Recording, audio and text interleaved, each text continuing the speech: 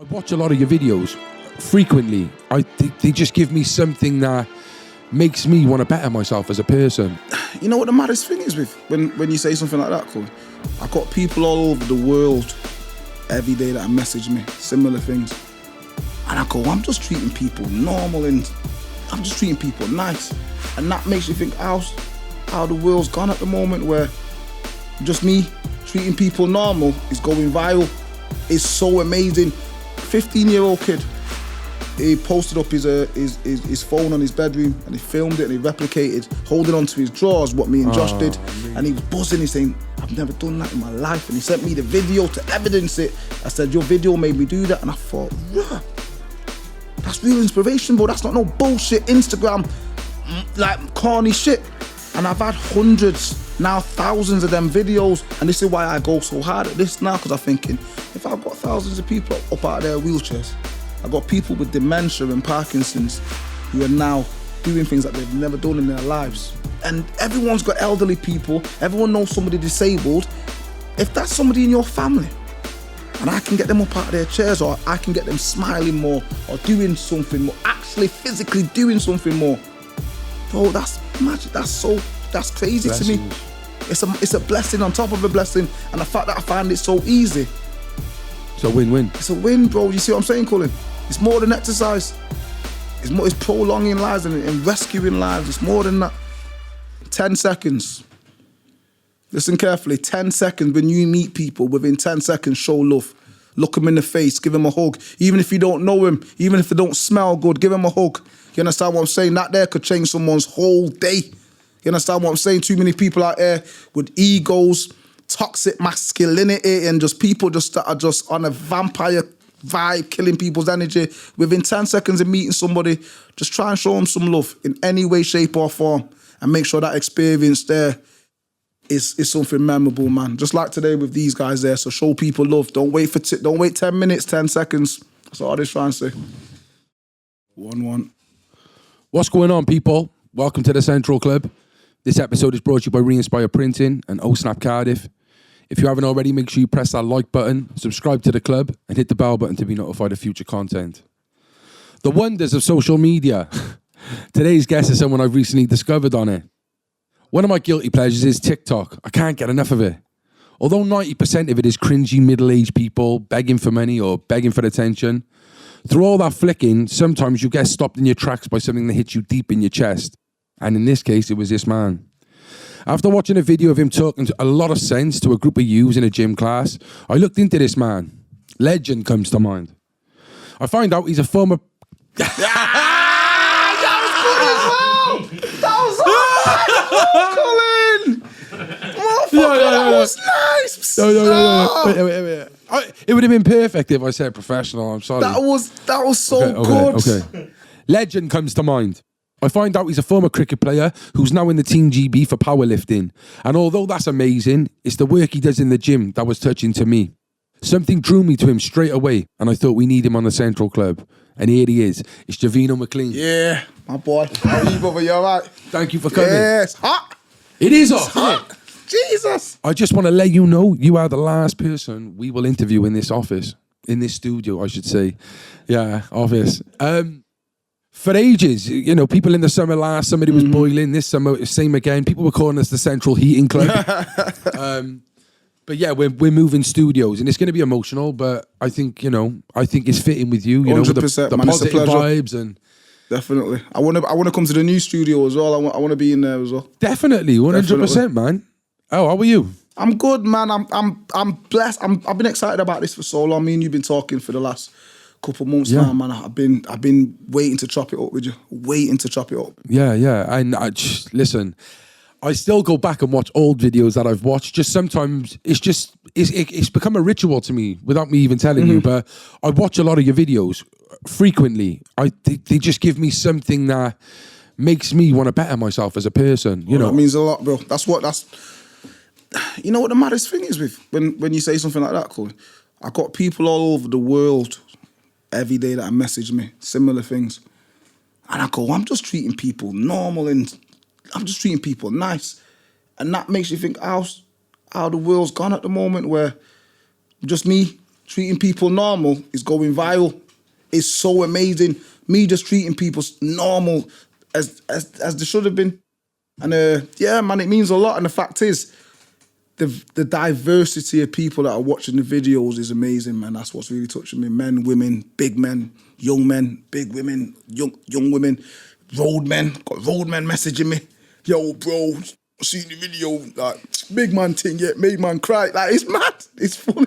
It's amazing. And it's something that's going to grow, and it's growing at a speed that I'm excited. You are seeing that there's a wave of people coming in asking for help. Definitely, man. And anyone, I'll never say no. I've never said no to nobody. Yeah. And I think that's why it's organic, man, and it's powerful. And I think I just want to make sure that if anyone ever sees me or watches me, it's organic, real shit. It's not scripted. It's not no BS. And I think that comes across, and that's what I'm happy about. So you know where you're based. Would you call it a gym? Or no. What? Yeah. I hate gyms, bro. I hate my place is called J7 Health Centre. I own it. It's, believe it or not, I've written this down on my mum's kitchen 14 years ago. A vision that I wanted to create. But it was a bit mad because I was still playing cricket. But I've written this down and nobody really believed the vision. When I remember explained it a couple of times, I was working at the council and nobody really believed it because I'm a believer of energy and vibes, you feel me? And like I thought, I wanted a building where if I'm in that room, how contagious energy is. I want you to feel this energy that if I'm upstairs and you're downstairs, I can't say, yo, Cullen, you good? What? You're not gonna feel it. I want to be able to see you and touch you and feel that energy. So I wanted a room, a building where it was on one floor, you get me, where everyone's vibing, someone's over there doing their thing, and you can look over there and say, yo, you good? And the energy's circulating. Do you know what I mean? I've written it 15 years ago on a piece. I still got it at my house now. But that was the vision. And as I've gotten older, got to a point where my son was born, my first son, Mason, and I said, you know what, I'm going to make the leap. A couple of years after he was born, I said, I'm going to make the leap, man. And I opened it up. And I've never looked back, but I don't like the word gym. That's why I called it J7 Health Centre, because I think as a gym, within a day and age now where a gym's quite intimidating, man. If you are new to exercise, a mum, an elderly woman, the gym's quite intimidating, and for a gym can be a quite lonely place where you're getting judged. And I thought I wanted to change. Even me going to most gyms in Manchester, there was a sense like sometimes you walk in, you feel a certain way, but you feel like maybe people are judging you, watching you. And I wanted to change that definition, so I called my place a health centre. It's got a gym inside it, but I wanted to redefine what people felt when they heard the word gym. And now I've got people that are bloody in the 80s. Yeah, I go gym, because now when they say the word gym, it brings a sense of happiness and joy. That's people's mums and grandmas and aunties and uncles, you see what I'm saying? So now that word gym is now, it feels different for certain people. It's not a scary thing no more, do you know what I mean? Yeah. It's a stroke of genius, really. Yeah. It's a problem we've seen for years and years. People overweight, they don't want to go. They feel like they look down upon. And I hardly went to the gym like when I had time to, but it was always intimidating for me. Yeah. So, when you see people on your videos, there's people in wheelchairs, disabled, old men, losing the use of their arms. Yeah, and stroke survivors. Yeah, man, it's the journey with that's a mad one itself, because years ago, like I said, my history before I opened J7, I used to work at the council, Manchester Council, where I did a job that was kind of similar to what I'm doing now. But I got sick of the way older people were getting treated, man, and disabled people. And the maddest thing, I've only told this story a couple of times, especially with the disabled ones. So my approach with disabled people now, it is so, to me, normal, but people sit back and go, rah! So when you come in, I don't give a shit about your wheelchair. I don't care about your disability. What we doing today? We got shit to do. We training. I ain't gonna come in and treat you like, oh, you okay? What? No, we don't do that. It's like, okay, what's your name? I see you, I see your name, I see a person. I don't see the disability, I don't see your chair. I've only recently, in the last couple of months, asked one of my regulars, so what's actually up with you? Wow. One boy called Josh, you would have seen Josh on the thing, he's got cerebral palsy. I never asked him his name. I trained him for months. Not his name, sorry, his situation, because I don't care. I care about you. What can you do now? I'm not asked about what you can't do. I'm not going to get you and say, okay, so I know you can't use your legs. I know you can't. I said, what can you do? Speed, very hungry. Okay, come on, Joshy. Okay, go now. Okay, and go back. Do that quicker. Do that quicker. Okay, go on now. Go on. There you go. Yeah, boy. Yeah, boy. Now go flat. Go flat now. Go flat. Okay, go and get that now. Okay, go and get that. Go on now. Attack it. Let's go, Joshy. Go. Go. There you go. There you go, Joshy. Go on now, son. Go on. Touch it and go back. Light work. Okay? Come on now. This one, get it. Take a big breath and attack it, Joshy. Come on, Josh. Josh, come on, dig deep. Big breath and go, Joshy. Come on now, Josh. There you go. You did it before, son. Come on now. Come on now. Keep going, Joshy. Keep going, Joshy. Go on. Go on, son. Now go back. You owe me one more. You owe me one more. Go on, breathe. Okay, I'm going to give you 10 seconds there. Breathe. And then after months, I was like, what's actually up with you? That's my approach to it.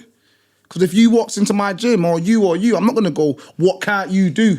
So, Cullen, what can you do? And we go from there, and we build from there. I'm not, I redefine your boundaries, whatever you think you can do, I'm going to rub it out, and I'm going to make you redefine it. So with the disabled ones, I remember years ago, a place in Manchester called Withenshaw, there was a session, and I'm watching this young disabled boy getting trained by one of my trainers that I hired. I'm watching this boy in this wheelchair now, and he's having the most boring time of his life, mate. He didn't want to be there. And the trainer is treating him like a baby. He's treating him like, just really patronising, and I'm watching. And then the trainer went to the toilet. As he went to the toilet, the boy got up out of his chair, walked over to the table, poured himself a drink, and then sat back down. I walked in there fuming. I said, listen, don't ever let no man dilute your power. Don't ever just because that wheelchair don't define you. That wheelchair is just a part of you. So don't ever let people just kind of treat you in a way where, okay, you stay in that chair. I said, if you get your ass up out of that chair, get your ass up out of the chair. Tell him. Disabled people, I think, have been treated in such a way now where it's quite normal to be kind of slightly disrespected. So this trainer is treating this boy as if he can't do anything. I said, from now on, get your ass up out of your chair whenever you can.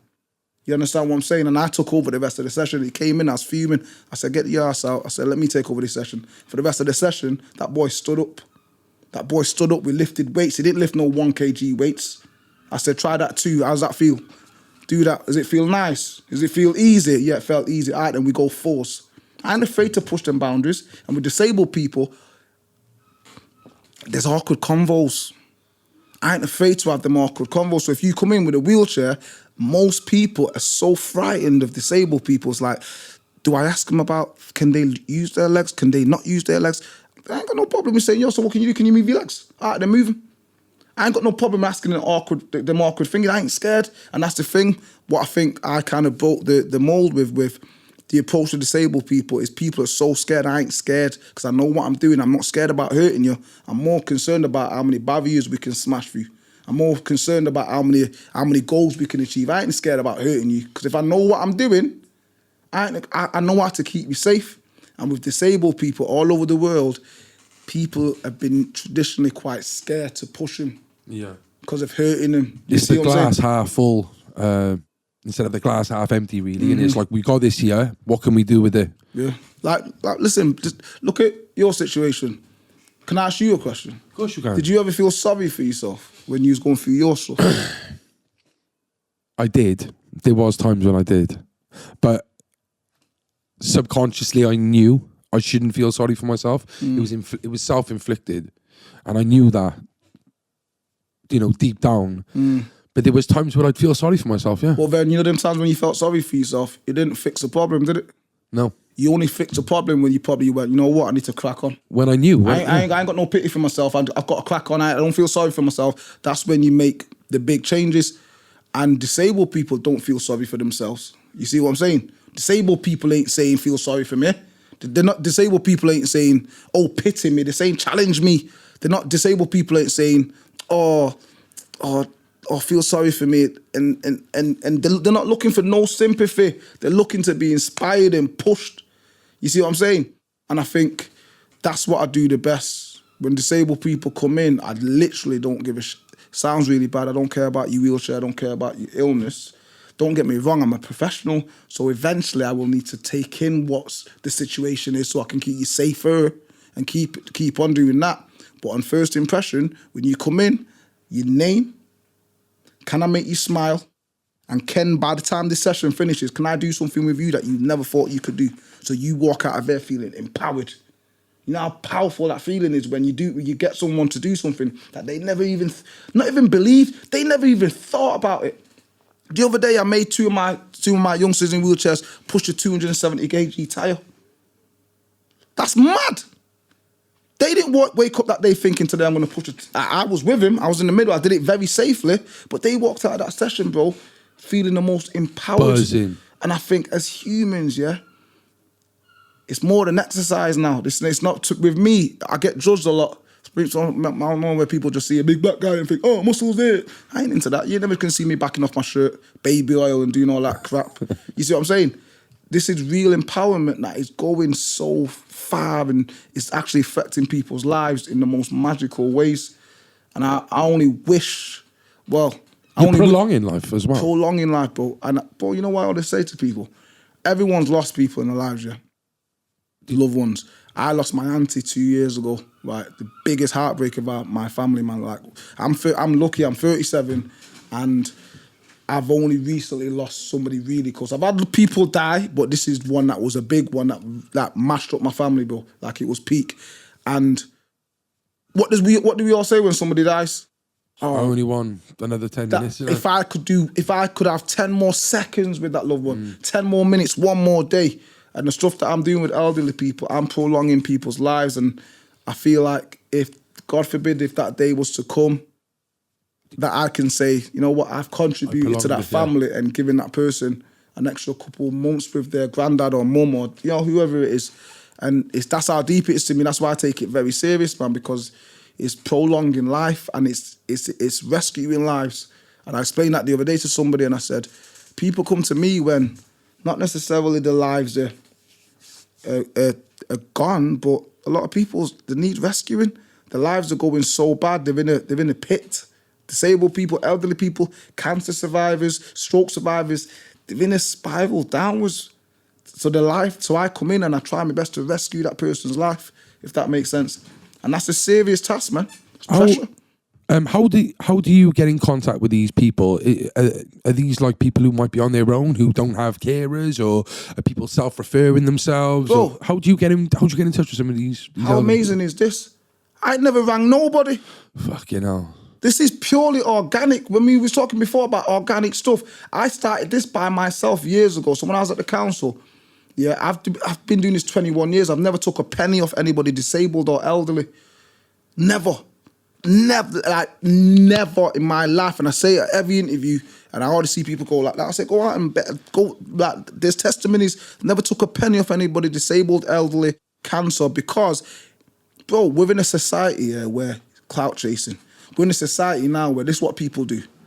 Perfect example of what people do. They'll go out onto the road, right? They'll see a homeless person and they'll buy him something. And guess what they'll do? They'll back out the phone and go, I'm just here now with Cullen and I've just bought him a butty from Greg's.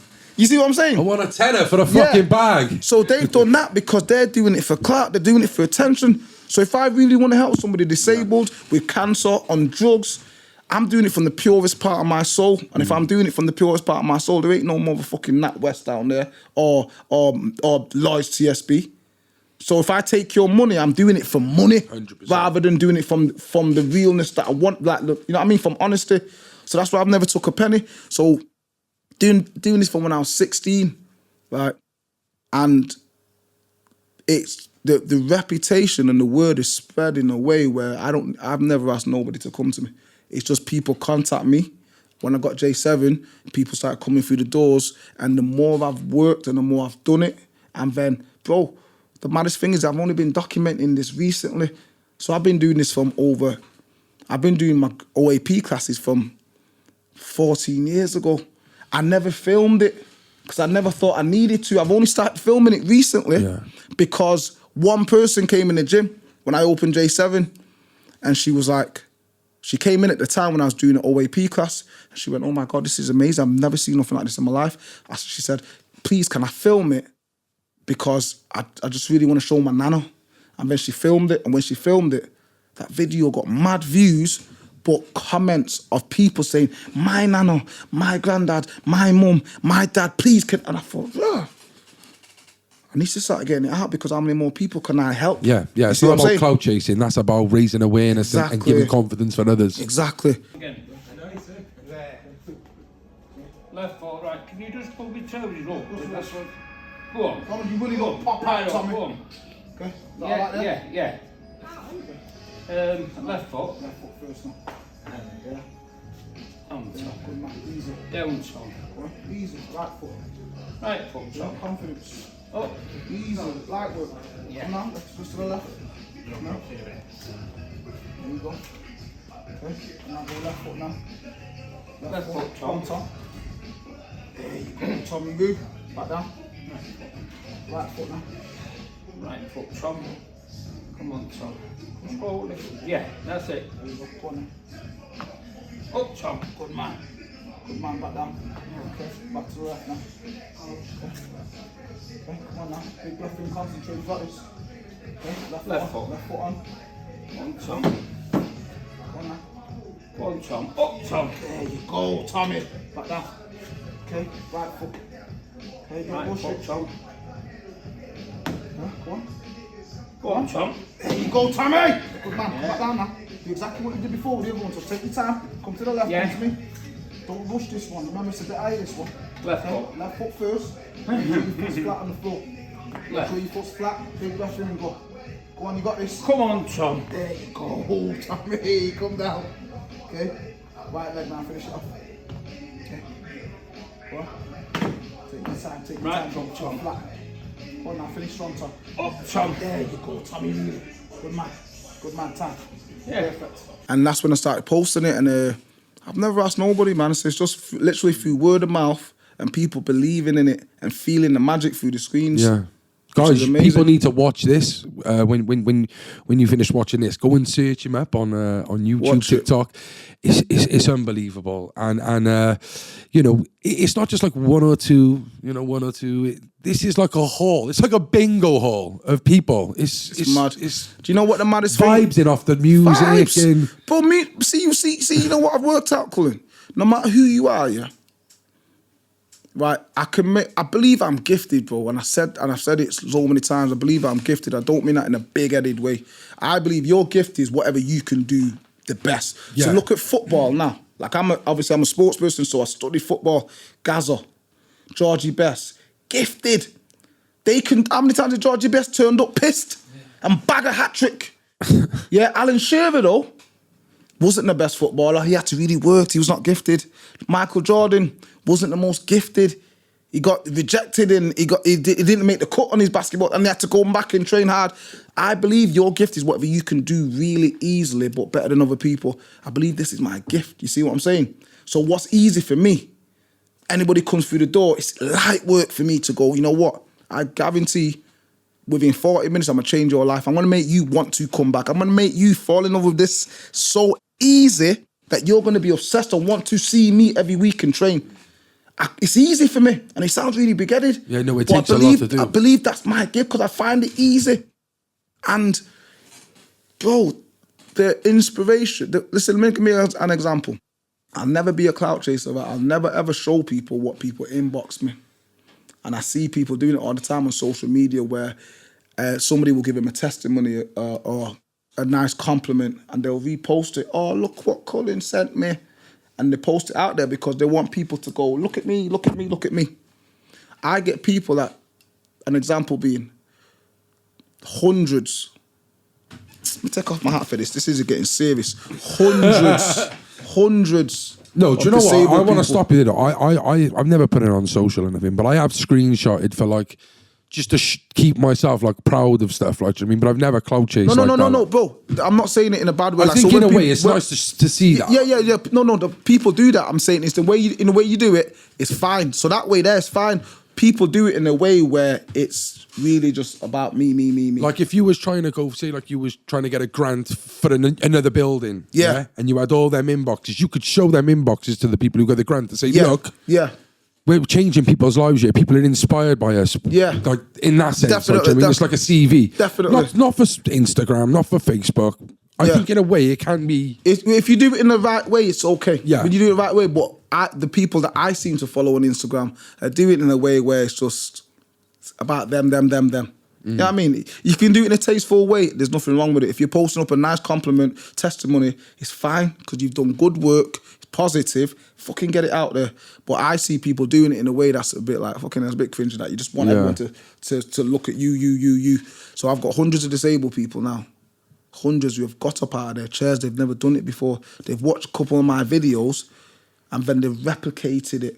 One of my videos with me and Josh, and I got him to stand up and he's standing up for about 15 seconds and he's grafting and his legs started to go.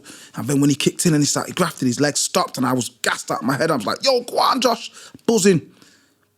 The first kid that messaged me was from, I think, Northern Ireland, in his bedroom. 15-year-old kid.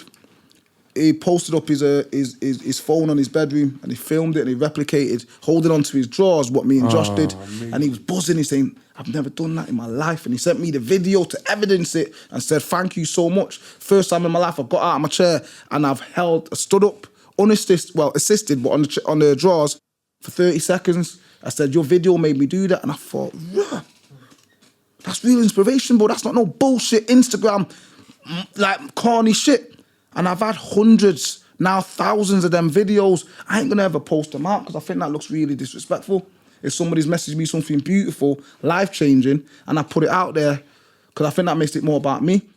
And I look at it and go, oh my God, bro, that is like, how many more? And this is why I go so hard at this now, because I'm thinking, if I've got thousands of people up out of their wheelchairs, I've got people with dementia and Parkinson's who are now doing things that they've never done in their lives because they've watched my videos. I'm gonna get that to the world. It's already got national, and now it is getting global. But I think, how many more people can I get up out of chairs? Think if that's your nana, your granddad, your uncle, and everyone's got elderly people, everyone knows somebody disabled.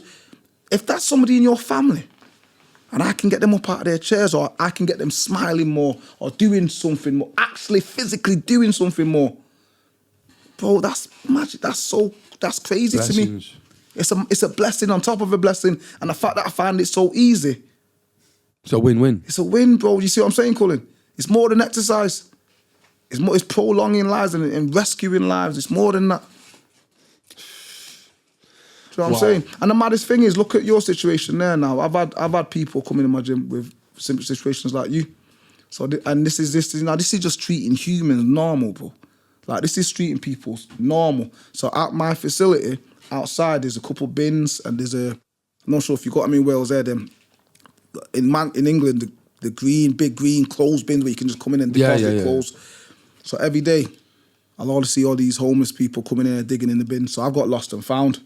And people know at the gym, if you don't collect that shit in 7 days, it's gone. It's gone. So every time I see these people out there, go give them a jumper, a bottle of water. Like, not being funny, bro. Like, my customers will hate me for this. I shop my waters for £1. I go Costco, buy them motherfuckers in a pack at Costco, like that for $3.50. Shot them for £1. It's business. Give them a water. It's nothing. Do you know what I mean? Kirkland's. Like, shout out to Kirkland's. Yeah. So I go give them waters and stuff, and eventually start chatting to them, and people are on stuff, on hard stuff. So I'm like, all right then. Before I give you this water, come in there and do 20 pesos. See how simple that is? Fucking proper See how simple that is? Come in there, you want this water? It's hot. And I give you a water every time you come here. I always give you a water. Come and do 20 press-ups. Before you know it, man's in there quite a bit. Before you know it, his fear of walking into a gym is now, this is Jay's place. It's full of love. You walk in, a look at Bob Marley on, a look at Sam Cooke, a look at Elvis. This don't feel like a gym. All right, then do 10 burpees now. Hey, Billy, I've got a hoodie for you here. The lost and found that nobody's collected it for 3 months. Do 10 burpees. You see what I'm saying? And then the people that have been on product, it gets to the point where it's about connection, yeah? So if I don't care about you, or somebody doesn't care about you, it's game over, right? So then look at this now. So if me and Cullen have been speaking now, yeah? So now if our friendship develops and he becomes a real brethren of mine, yeah, and I got love for him, there's nothing you can do. Like, you got me for life, bro. So if you become my friend, no matter what you go through, I've got you. I'm going to get you in shape, motherfucker. Like, there's nothing you can do. Because if you really love somebody, you'll never turn your back on him. You'll never leave him.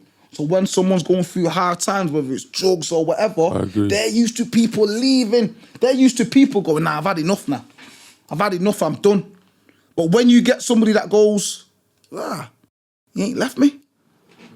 He's still with me. One of them, check this out, one of these, the guy got me so mad, I'm not going to name him, yeah. Somebody was shitting at the side of the gym for time. Human doo-doo, bro.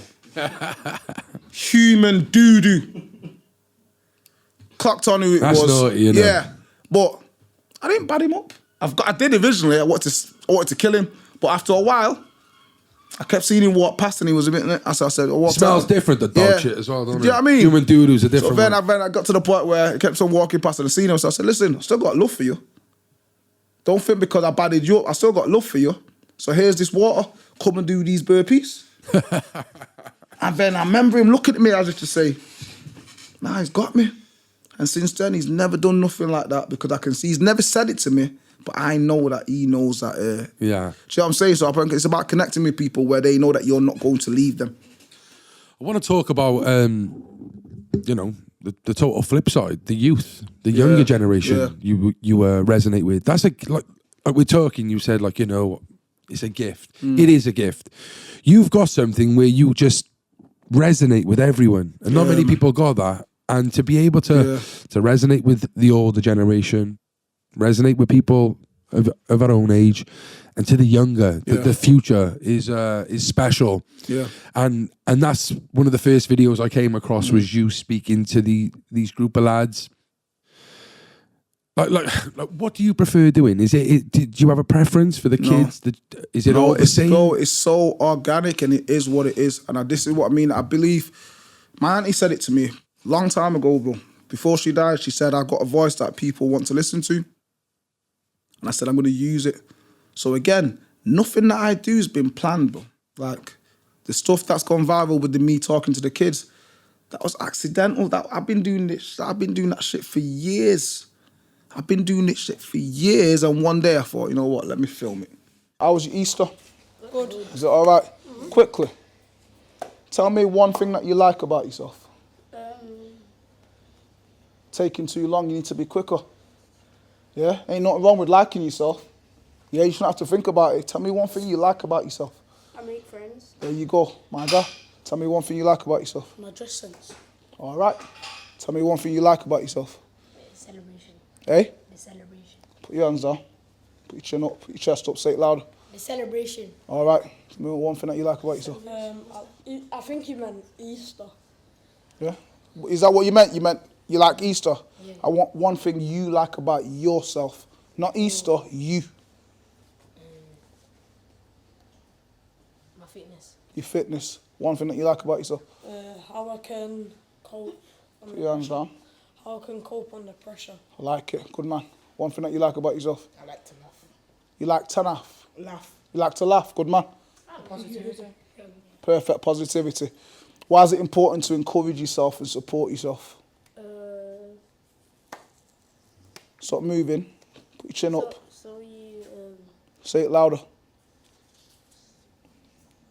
I'll come back to you. Why is it important to support yourself and encourage yourself? Because if you can't support yourself, you can't support others. I like that. I like that. Why is it important to encourage yourself, support yourself? Because you can get to your goal. You can get what? You can get to your goal. Say it louder. Put your hands down. You can get to your goal. There you go. Say it with confidence, boy. You know yourself better than anyone else, and you know your abilities. So with belief in them abilities, you can believe in them. Perfect. Perfect. Because Because sometimes not everybody will encourage. Say it again. Look at me though, as you saying it. Okay, put your hands down. Okay, relax. Say it like a man. Say it with confidence, boy. Sometimes people might not always encourage you when you're doing something. So it's important to encourage yourself, isn't it? Good. Because if you don't encourage and support yourself, you're probably not going to get anywhere in life. My guy. Perfect. Perfect. Do you need a work uniform? Want to start a clothing brand? Or maybe you have a football kit that needs a logo printed?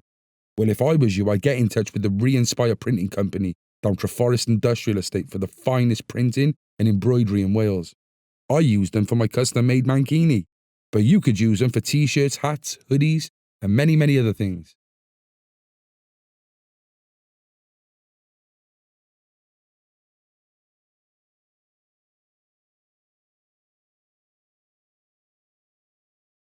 Let me film it because I got some amazing people that came in and said, I heard, oh, you came in and gave me some amazing compliments. That, oh, my son came home. So one thing with my facility that I've always done is you're going to show respect.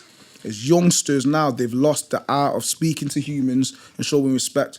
So I've got a thing in my gym, it's walk out, come back in. So if you come in and you go, gym membership, and you don't look me in the face, you don't look somebody in the face, you don't say hello, you don't say bye, I say walk out and come back in.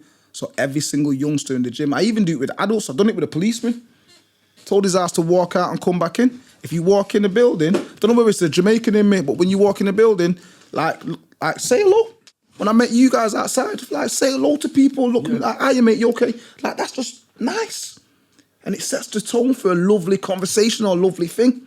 And then I think nowadays, whether it's fitness or music or whatever we were talking about before, ego. It's the manly thing to look at somebody and dog them out. And it's, you know what I mean? It's bullshit. So the kids know to walk in, say hello. Every kid that walks in my gym, they come to everybody. If there's 50 people in the gym, they now know to walk up to everybody, say good afternoon, good morning. And when they go in, say bye, respectful. So every time they started coming in, I started having chats with them. Because you got to think, I know these kids, I know their mums, the dads, the uncles. So people will holler me and say, yo, can you speak to my son about this because this happened in school? Or can you speak to about this because this happened in school? So the video that you was talking about, these are local school kids that come in for the school called Our Ladies, where the teacher, very good friend of mine, I've known her for 20 years, 10 minutes before she came, she went, all day today, they've been going at the girls and being quite rude and derogatory to the girls and saying horrible things to the girls. Can you talk to them about respect? So the conversations that we have, it comes from real issues that have happened that day. Yeah. So that day I was talking about respect for women. And the maddest thing is, I'm lucky that I've had good role models, man. Sometimes I see this crap on Instagram, and I think it's so important to have good male role models for young boys.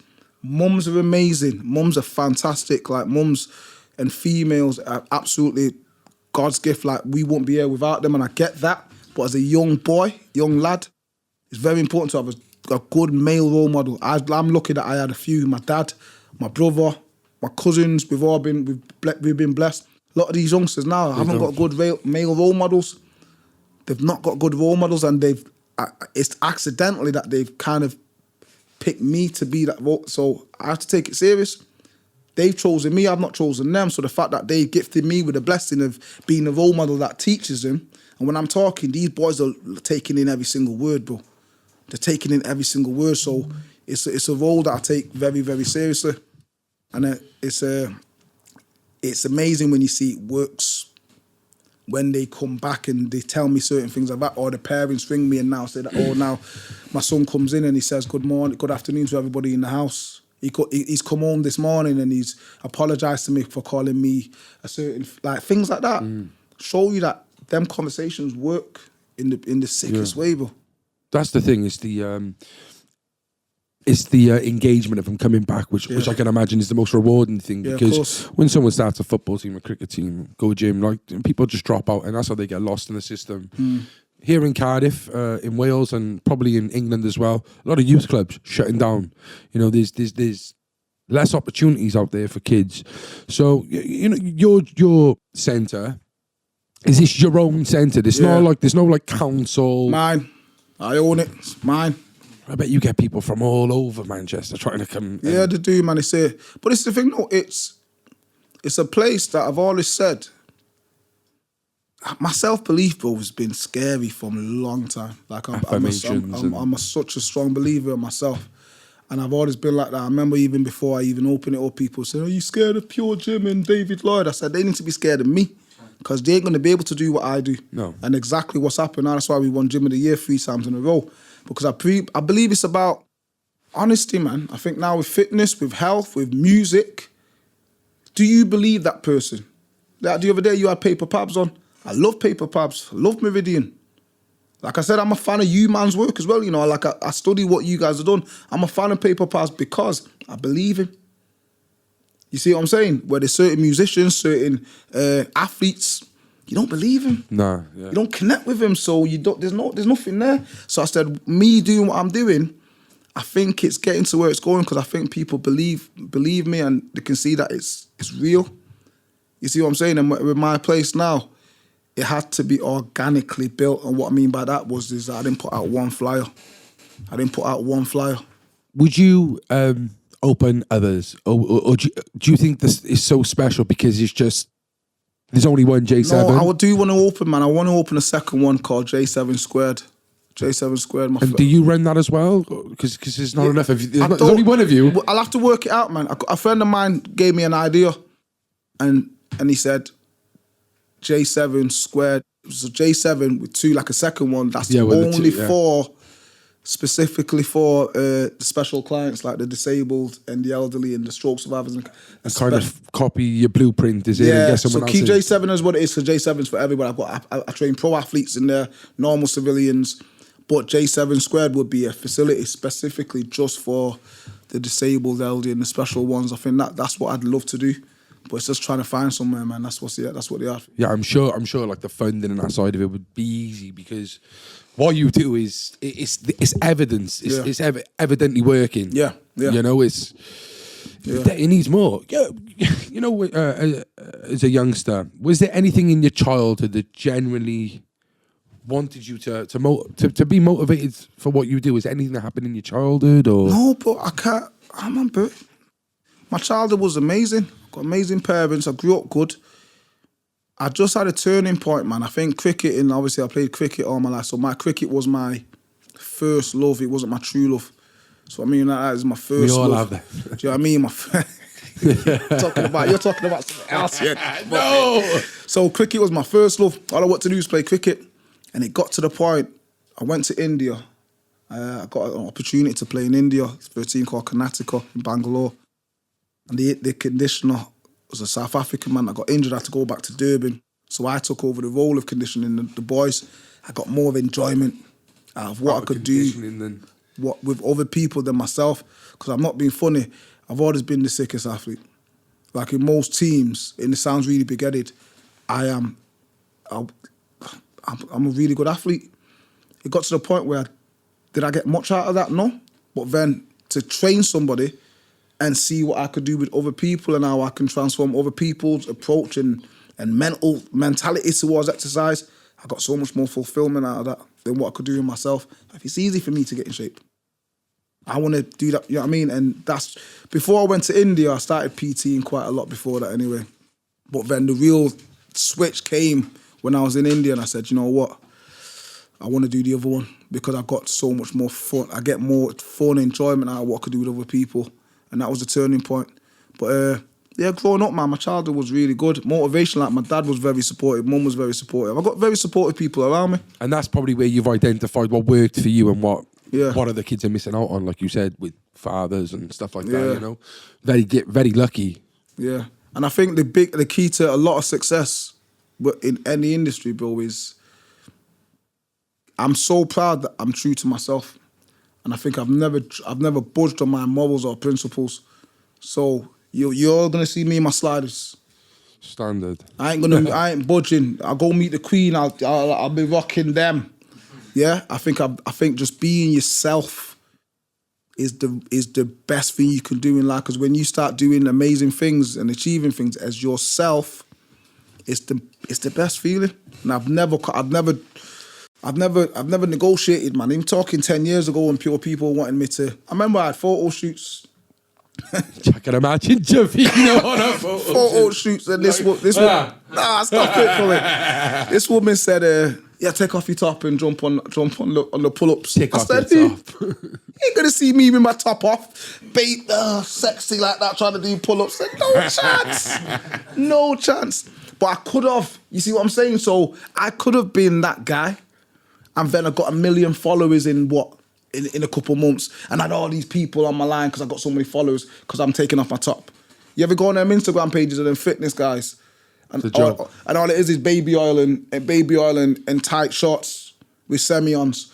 All the girls with the booties out, just selling sex. There's everything wrong with our country, I think. It's bad.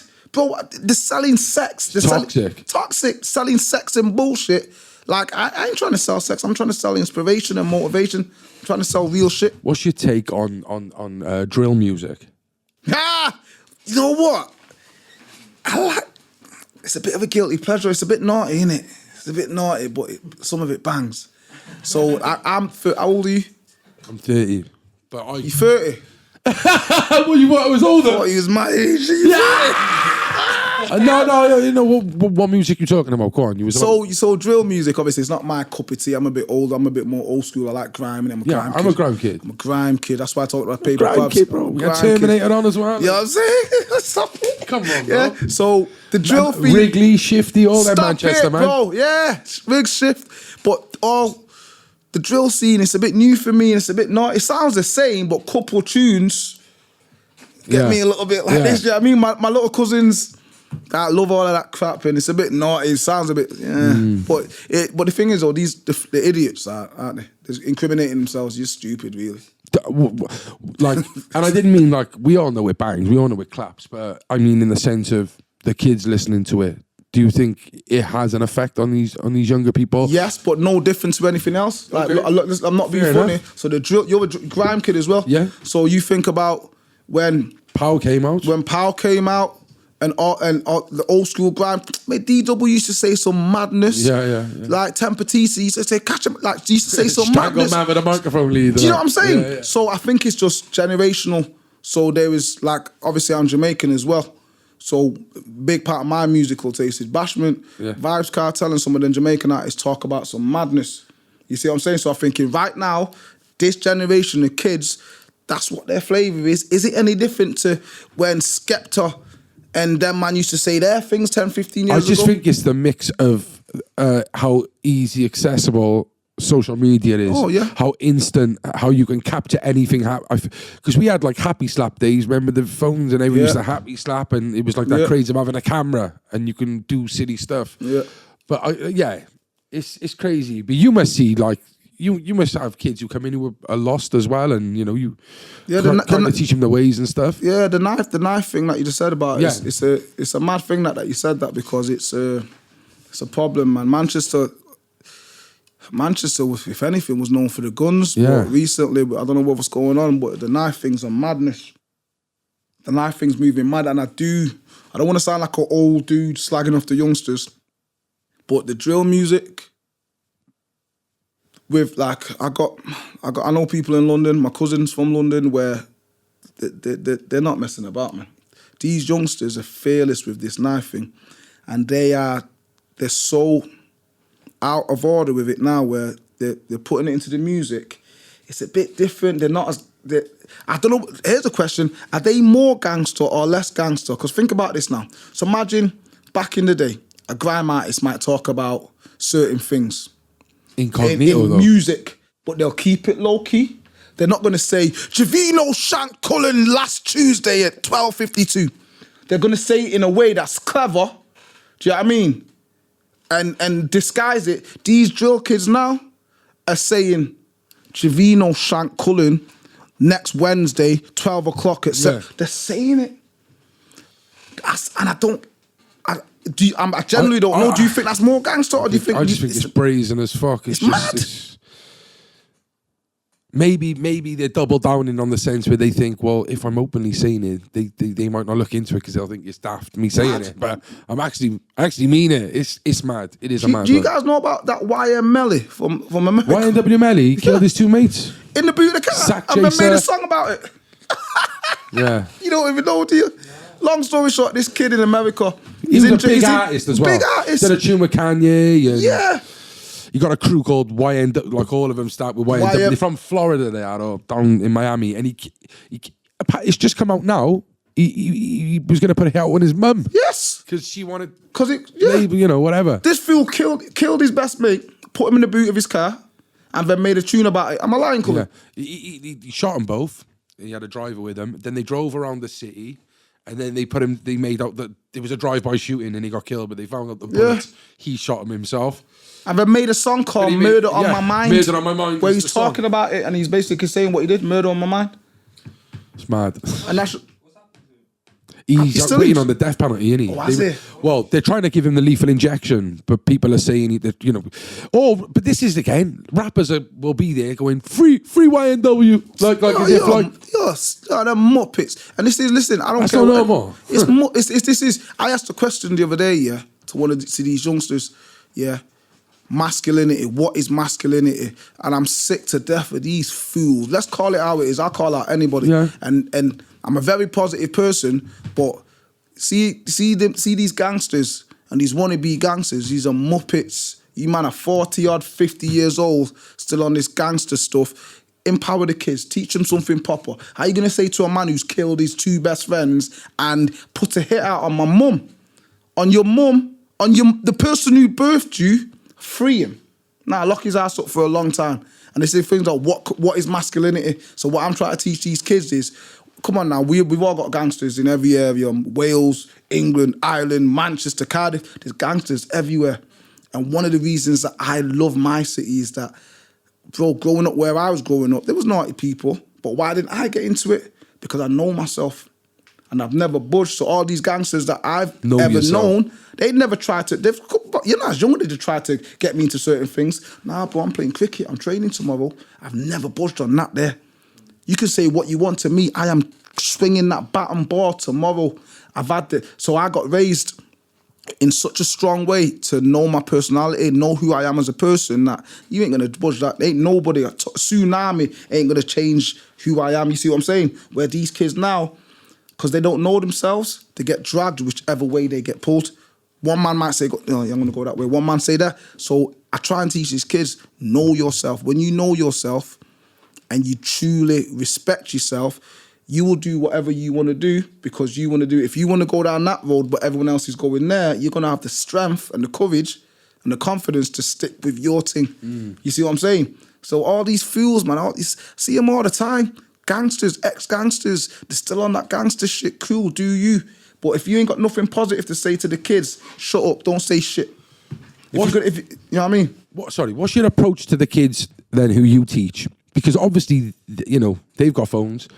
Some of them are probably into the stuff we're talking about. Do you explain it to them? How you're explaining this now? Do you tell them like this ain't the way, or? It's very individualized depending on what's going on. So you'll take them aside, like you said. The man might say, "Listen, so and so's been doing this today." Yeah. Take them to the side. So an example being 2 weeks ago, two of the kids, they're into knives and stuff, and they're getting the good boys though. Sometimes I explain it to people, right? And have you ever met somebody, right, who's doing naughty stuff, but they're actually good boys, man? Yeah. And when you explain it, somebody on the outside might go, "What do you mean, the good boys? He's in jail for this?" So these two kids, they're very good boys.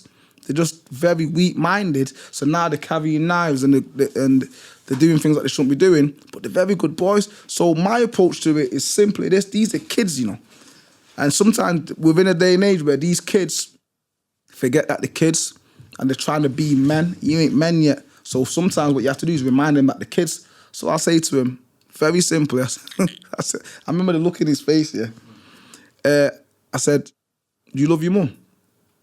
He's like, "Yeah." So you got two sisters, you love your sisters, isn't it? I said, "Yeah." I said, "All right." So I said, "What if you wasn't there? Who's going to protect your sister?" They went, exactly. I said, "Your job's to protect your sister, not to protect these fools on the road. Your job's to protect your mum." I said, "Where's your dad?" Because obviously he knows where his dad is. His dad ain't here because his dad's done one. So I said, "Where's your dad?" "I don't know." I said, "Exactly. So your job is to be the dad." You see what I'm saying? And straight away there, his responsibilities went back to what they should be, being a good son, a strong older brother to set the example. So I said, "You carrying these knives?" I said, "You know you ain't bad." I said, "I know you're a good kid." I said, you know you ain't bad. I know you ain't bad. You know you ain't bad. And then when you kind of tell them in a way where because they respect me and they look at me as, it's not a violent thing. I think these kids, when they get confronted, a lot of the time it gets violent. A lot of the teachers talk to these kids on a level that's so, they're not on a level with them. It's you against them straight away. There's no like... It gets confrontational where it becomes violence, where these kids, I talk to them in a way where they know that I ought to say to them, even when it gets heated, I ought to say to them, I've had enough of them try and kick up and flare up in my face, and I say to them, I ain't going to fight you, you know. Don't ever think that you've raising your voice that I'm going to fight you. I ain't going to fight you. And when they kind of realise, because they're used to get defensive, and they realise, I'm not going to fight you. I'm telling you now, no matter what, you could throw something at me right now. Me and you ain't going to fist fight. They kind of go, this guy actually cares about me. And then once I get him like that, there's game over because they're going to listen to me. Once they know that, I'm not trying to fight him. I'm not trying to be like a lot of the teachers, I think, will confront him as a dominance, trying to show power over him. When they know that I'm not trying to power you, I'm just trying to talk to you on a real one. They get it, bro, when it's you can get into him. But it's a very individual, every kid's different, man. Every kid's different. Do you know what? You brightened my day up so much, Javene, honestly. Listen, when we get in this new studio, you'll have to come down. We get the ribbon out, you can cut it. 100%. I'm down. What you got planned? What you got planned now for the next couple of next couple of months? I've got, believe it or not, I've got. Is this off the record or is this on the record? No, it's on the records. Though, just promotion or. Yeah, I've got a lot of things going on, man. I can't really say too much because Hayley will kill me. I've got quite a few things going on. Okay. TV wise, I've broke the record for the world record wheelchair. I seen, yeah. Yeah. Tell the people, man. Yeah, man, I got... It's amazing. I see, sound big-headed, man. See, I don't like talking about Shut up, yeah. So, yeah, I got the world record for the most amount of wheelchair users doing exercise. That was amazing. Did that the other day. But I'm not gassed about it because I'm doing it again in September where I'm going to smash the back out of it. That's the one that I want. September the 24th, we're going to do it again. This first one, I knew that I'd get the record because it's the first time it's ever been done. In Manchester? In the world. No, but was this in Manchester? Yeah. And do you get people from all over come for this? Or? Yeah, people came from all over Manchester, Cape there. People travel quite a bit to get here. Fair play. The one in September is going to be monumental. It's going to be huge. But that's an amazing achievement, man. And the thing with that record, it was more about the message. It wasn't about getting people in wheelchairs and showing a military workout. It's just to show the nation and change the people's perception of exercise and disability, how them awkward questions that people are usually scared to ask. Why? You know what I'm saying? There's too much labels, or that's why in this day and age. People are scared. Yeah. And it was the most beautiful thing about that was at the end of it, so many people were emotional, very emotional, tears, where people in wheelchairs are like, I've never seen so much diversity in the room where there's people with amputees. There were men, women, old, young. There were Asian, black, child. There was people with cerebral palsy, stroke survivors, people of all kinds of different issues together in one room doing what they can. You know what I mean? Some people could do that. Other people could do that. It was just amazing to see, and I want to do it again. I want to do it bigger and better. Man. I'd love to come. We can film it. That'd be amazing. We can film some sort of content for it. That'd be sick. That'd be sick, boys. I'll keep you posted. Yeah, keep me posted on that. 24th of September. But guys, thank you for even getting me down, man. I really enjoyed it. Listen, we could talk for hours. 100%. It's like, I just wanted to go back on that when you said about, like, you know, people are scared. You find half of the time that the people who are offended are not even the people who are in wheelchairs. Yep. Someone's offended for them. And they're like, half of these people can deal with the banter. They can deal with the wit. They don't want to be put in that category of someone who's like this. Yeah. Do you know what I mean? And you know one thing that I do remember that's love to say before I go, when I was telling you about the boy in Withenshaw, reason why I kept on pressing and teaching the way I do, because his mum came over to me and she cried her eyes and she gave me a big hug and she said, no one's ever spoken to him like that. So I said, what do you mean? She said, no one's ever spoken to him the way you did. Normal.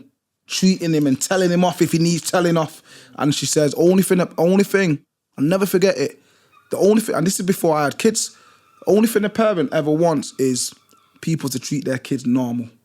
And now that I've got my two boys that I think, God forbid if anything was to happen, I would only want my kids to be treated normal. And that's since that day, An example being one of my clients here is called Abdul Rahman. He's blind. He plays football for Team GB. Blind. Fair play. The kid's absolutely. His personality is sick. His character. He's got the sickest personality. He comes in, motherfucker late. You doing burpees? I said, give me that stick. He comes in with his stick. I said, give me that stick. Do them burpees. But he loves it. So imagine he came in now.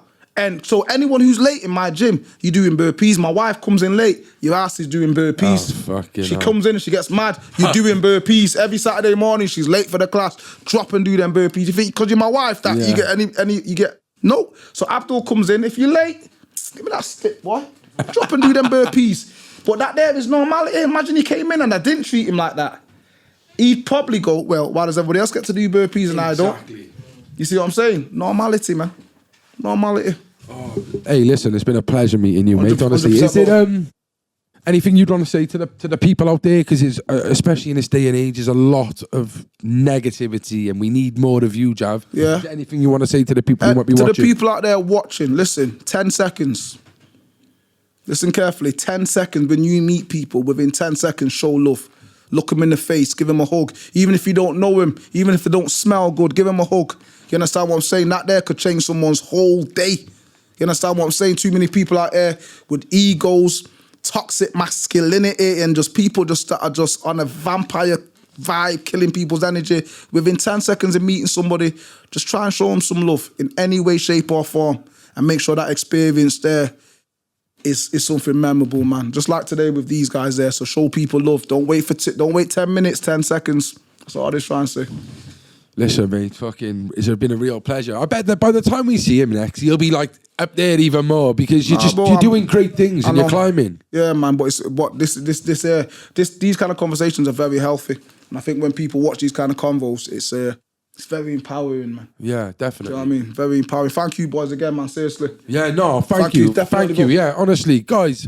I hope you enjoyed this one. Please go and check out Javeno. I know we don't like to flaunt his stuff on social media, but he does put videos up. Go and check him out. What's your social media for people? Don't know. Don't lie. What is it now? TikTok. J7. Follow me on TikTok. I've been on TikTok only for like a month, and I'm killing it. Javeno J7. What's my Instagram? We'll put it up. We'll put it all up. Yeah, put it up. It's man. J7, but we'll put it all up on social media. Guaranteed, there's something out there for you, everybody. A family member, whatever. This is what we need more in our lives, guys. All right. So thank you so much for listening. Leave a comment in the comment box and reach out to Javeno. Yeah. Stay safe, stay positive, and stay central. All right, Central Club.